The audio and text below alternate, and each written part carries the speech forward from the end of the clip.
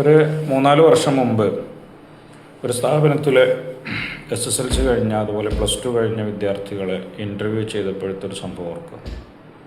ഞാനിത് ഓഫ്ലൈനിൽ ചില സ്ഥലത്തൊക്കെ 1-2 സ്ഥലത്തൊക്കെ പറഞ്ഞിട്ടുണ്ട്. സുഹൃത്തുക്കൾ ആരെങ്കിലും ചിലപ്പോൾ ഓർക്കുന്നുണ്ടാവും.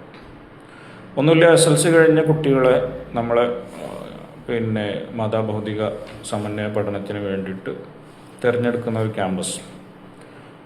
അതിൽ നിന്ന് അവിടെ വന്ന ഒരുപാട് കുട്ടികളെ ഇൻ്റർവ്യൂ ചെയ്ത് അവരോട് പേഴ്സണലി 5-10 മിനിറ്റ് നമ്മൾ സംസാരിക്കും.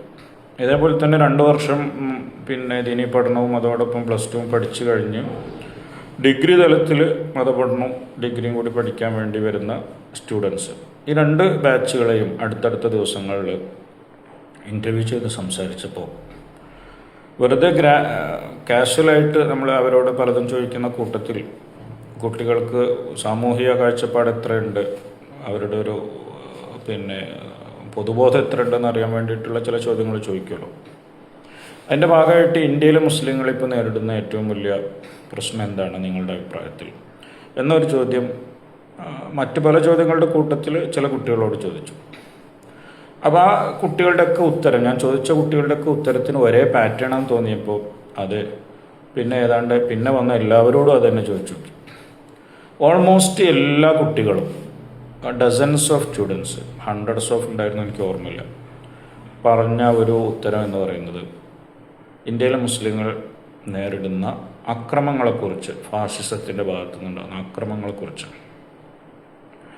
അത് സത്യത്തിൽ എനിക്ക് വലിയൊരു തിരിച്ചറിവുണ്ടാക്കി. ഈ വളർന്നു വരുന്ന തലമുറ, SSLC കഴിഞ്ഞോ +2 കഴിഞ്ഞോ വരുന്ന തലമുറ, പ്രത്യേകിച്ച് അതിൽ 2 വർഷം ഇത്തരം ഒരു അന്തരീക്ഷത്തിൽ പഠിച്ച ഒരു തലമുറ പോലും നമ്മുടെ ഏറ്റവും വലിയ പ്രശ്നത്തെ പുറത്താണ് കാണുന്നത്. അത് ഒരു അരക്ഷിതബോധം ഉണ്ടാക്കുന്ന ഒരു പ്രശ്നമായിട്ട് മാത്രം, ഒരു പ്രശ്നത്തെ മാത്രമാണ് പ്രശ്നമായി കാണുന്നത്. നമുക്ക് നല്ല ലീഡർഷിപ്പ് ഇല്ലാത്തത്, നമ്മുടെ വിദ്യാഭ്യാസത്തിലെ കുറവ്, നമ്മുടെ ഭാഗത്ത് നിന്ന് ശാസ്ത്രജ്ഞരും ഗവേഷകരും ഉണ്ടാവാത്തത്, ഇങ്ങനെ തുടങ്ങിയിട്ട് ഒരു സമൂഹം എന്നുള്ള നിലക്ക് നമ്മുടെ ഭാഗത്തു നിന്നുള്ള ഒരു കുറവിനെക്കുറിച്ചും കുട്ടികൾക്ക് ധാരണയില്ല. സ്വാഭാവികമാണ്. എന്താണോ സമൂഹത്തിൽ നിറഞ്ഞിരിക്കുന്ന എല്ലാ കുട്ടികൾക്കും കിട്ടുള്ളൂ. ഞാൻ കുട്ടികളെ അല്ല കുറ്റം പറയുന്നു, മറിച്ച് കുട്ടികളുടെയൊക്കെ മനസ്സിൽ ഒരു സാധനം മാത്രമേ ഉള്ളൂ.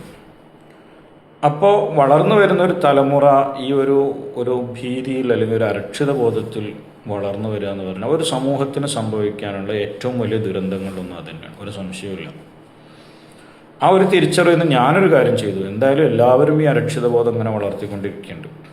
നമ്മളെ സോഷ്യൽ മീഡിയയിലാണെങ്കിലൊക്കെ ഇവിടെ ആകെ പ്രശ്നമാണ് എന്നുള്ളൊരു മെസ്സേജ് നിരന്തരം കൈമാറിക്കൊണ്ടിരിക്കുന്നുണ്ട്. നമ്മുടെ മാഗസിനുകളുടെയും പത്രങ്ങളുടെയും ഒക്കെ ആർട്ടിക്കിളുകൾ നമ്മുടെ കമ്മ്യൂണിറ്റീൻ്റെ അകത്തു നിന്നുള്ള വരുന്ന സാധനങ്ങളിൽ നല്ലൊരു പറ്റവും ആ ഒരു ബോധം വികസിപ്പിക്കുന്നതായിരിക്കും.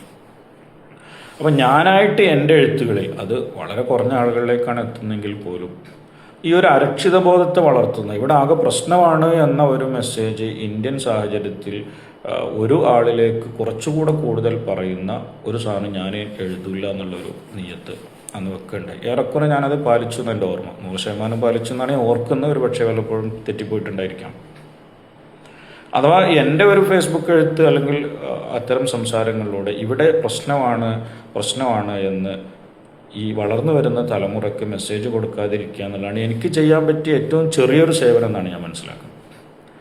ഇവിടെ ആകെ പ്രശ്നമാണ് എന്ന് ചിന്തിച്ചുകൊണ്ട് വളർന്നു വരുന്ന ഒരു തലമുറക്ക് അവരുടെ ആ ഒരു ഈ ഹെൽപ്ലെസ്നെസ് എന്നത് സത്യത്തിൽ ഏറ്റവും വലിയ നമ്മുടെ തകർക്കുന്ന ഒരു സംഗതി.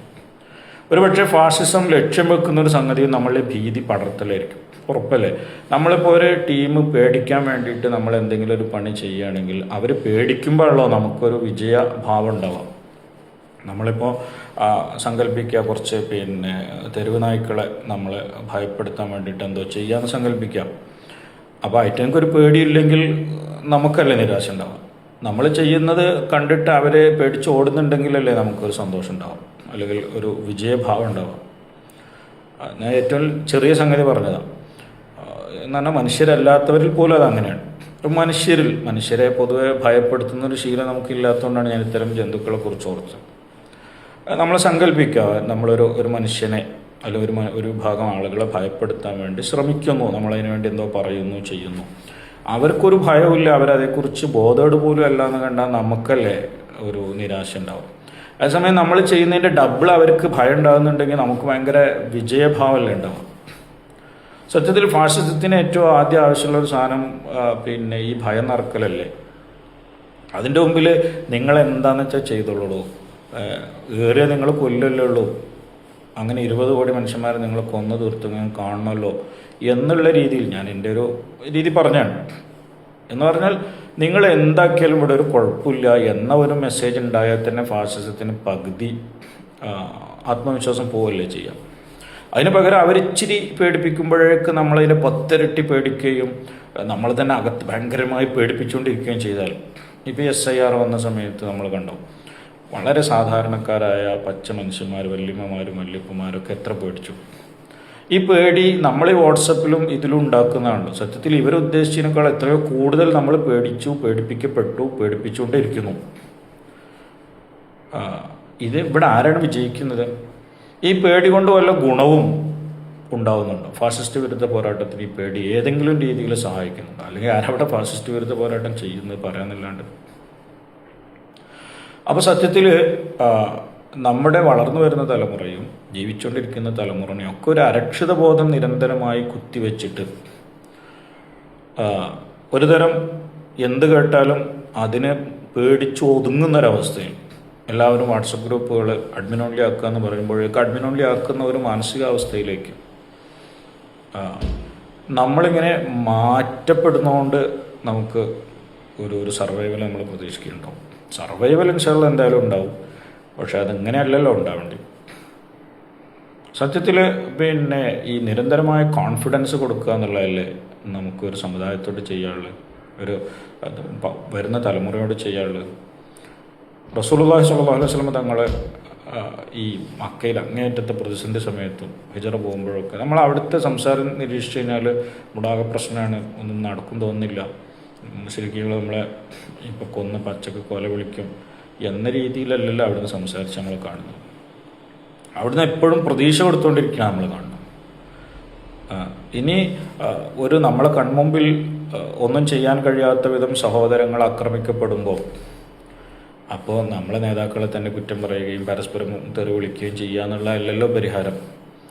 എന്താ പരിഹാരം? ഒന്നുകിൽ നമുക്ക് വല്ലതും ചെയ്യാണ്ടെങ്കിൽ ചെയ്യാം.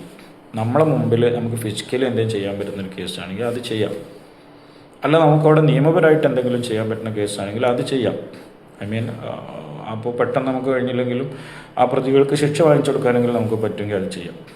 ഇല്ലെങ്കിൽ ഇനിയുള്ളവരെങ്കിലും ഒന്ന് സംരക്ഷിക്കാണ്ട് എന്തെങ്കിലും ഒരു പണി ചെയ്യാം. ഇതൊന്നുമില്ലാണ്ട് ഭയം ഉണ്ടാക്കിയിട്ട് എന്താ കാര്യം? അവസാനം നമുക്ക് ചെയ്യാനുള്ളതാണ് ക്ഷമിക്കാൻ വേണ്ടിയിട്ട് നമ്മളെ സമൂഹത്തെ, ഈ വേദന അനുഭവിക്കുന്നവരോട് ക്ഷമിക്കാൻ പറയാം. കാരണം നമ്മളൊക്കെ പരലോകത്തിൽ വിശ്വസിക്കുന്നവരാണല്ലോ.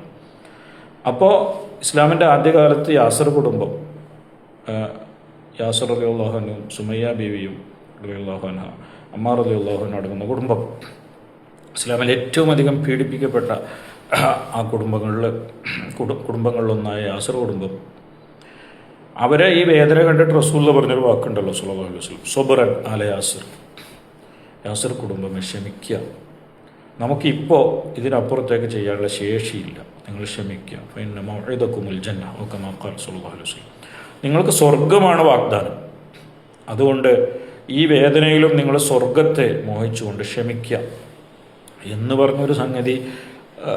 അപ്പോൾ പിന്നെ അങ്ങനെയാണോ പറയേണ്ടത്, നമ്മൾ തിരിച്ചടിക്കേണ്ടേ എന്ന് എല്ലായിടത്തും ഇങ്ങനെ വികാര വിക്ഷോഭം കൊള്ളലല്ലോ വേണ്ടത്. നമുക്കിവിടെ പ്രാക്ടിക്കലി ഒന്നും ചെയ്യാനില്ല എന്ന് ഇവിടെ പറഞ്ഞ മൊത്തത്തിലല്ല, ഒരു കേസിൽ നമുക്ക് ഒരു ധാരണയുണ്ടെങ്കിൽ അവിടെ പിന്നെ ചെയ്യാനുള്ള അതല്ലേ സമാശ്വസിപ്പിക്കുക എന്നുള്ളതാണ്. അപ്പോൾ സമാശ്വസിപ്പിക്കുകയും ധൈര്യം പകരുകയും ചെയ്യുക എന്നുള്ളതാണ് വ്യക്തികൾ എന്നുള്ളവർക്കും നേതാക്കൾ എന്നുള്ളവർക്കും നമ്മൾ ഈ സമുദായത്തോട് ചെയ്യേണ്ട ആദ്യത്തെ ഉത്തരവാദിത്വം. അതിനു പകരം നിരന്തരമായി ഭയം കുത്തിവെച്ച് നമ്മുടെ ശത്രുക്കൾക്ക് ഭയങ്കരമായ സന്തോഷം കൊടുക്കുക എന്നുള്ളതിന് എന്തർത്ഥമാണുള്ളത്? അപ്പോൾ അതുകൊണ്ട് ഇത് വലിയൊരു വിഷയമായിട്ടാണ് എനിക്ക് തോന്നുന്നത്. ഇതിന് ഒരുപാട് ആംഗിളുകളുണ്ട്. നമ്മുടെയൊക്കെ ഇടപെടലുകളിൽ തന്നെ ഈ ഒരു ഭയം കുത്തിവെക്കലും ഈ പേടിക്കലും നിർത്തിയിട്ട് നമുക്ക് എന്ത് ചെയ്യാൻ പറ്റും? ഞാൻ കഴിഞ്ഞ ഒരു വീഡിയോൻ്റെ തുടർച്ചയായിട്ട് അത് ചെയ്തു. അത് ബാങ്ക് കൊടുത്തപ്പം പെട്ടെന്ന് നിർത്തി ഇതും കൂടെ ഒന്നിച്ച് ചെയ്യാൻ കരുതിയായിരുന്നു. പിന്നെ എന്തായാലും 2 ക്ലിപ്പ് ആയിക്കോട്ടെ എന്ന് വെച്ചിട്ട് മുറിച്ചങ്ങ് ചെയ്തു എന്നുള്ളൂ. അപ്പോൾ കഴിഞ്ഞൊരു വീഡിയോയിൽ പറഞ്ഞത് ഇവിടെ ആർക്കാണ് ഏത് വിഭാഗത്തിനാണ് ഒരു ലോങ് ടേം പ്ലാൻ ഉള്ളത് ഈ പ്രശ്നത്തിന് പരിഹാരമായിട്ട് ഉണ്ടായിരിക്കാം. ഞാൻ കാണുന്നില്ല. നമ്മളിപ്പോൾ ഇത്ര ഈ സമൂഹത്തിൽ ജീവിക്കുന്നതൊക്കെ നിരീക്ഷിക്കുന്ന ഒരാളെന്നുള്ളവർക്ക് നമുക്ക് കാണാൻ പറ്റുന്നില്ലെങ്കിൽ നമ്മളില്ലാന്നല്ലേ പറയുള്ളൂ.